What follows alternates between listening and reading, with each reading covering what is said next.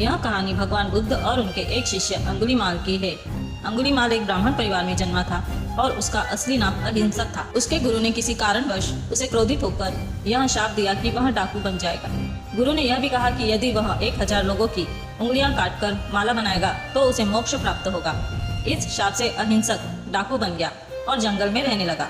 वह राहगीरों को मारकर उनकी उंगलियां काट लेता और उनसे एक माला बनाता, जिसके कारण उसका नाम अंगुलीमाल पड़ गया। एक दिन भगवान बुद्ध उस जंगल से गुजरे जहाँ अंगुलीमाल का आतंक था। अंगुलीमाल ने जब देखा कि बुद्ध उसके इलाके में आ रहे हैं तो उसने उन्हें मारने का निश्चय किया। वह बुद्ध के पीछे भागने लगा, परंतु आश्चर्यजनक रूप से वह उन्हें पकड़ नहीं पा रहा था। भले ही बुद्ध धीरे धीरे चल रहे थे। थक हार कर अंगुलीमाल ने बुद्ध से कहा, रुक जाओ। बुद्ध ने मुस्कुराते हुए कहा, मैं पहले से ही रुका हुआ हूँ अंगुलीमाल, अब तुम्हें भी रुकना चाहिए।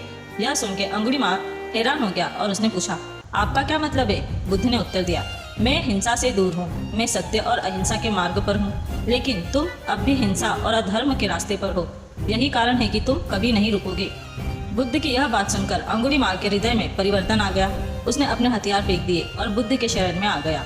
बुद्ध ने उसे भिक्षु बना लिया। अंगुलीमाल ने पूरी निष्ठा के साथ भगवान बुद्ध के मार्ग का अनुसरण किया और अंततः वह एक महान भिक्षु बन गया।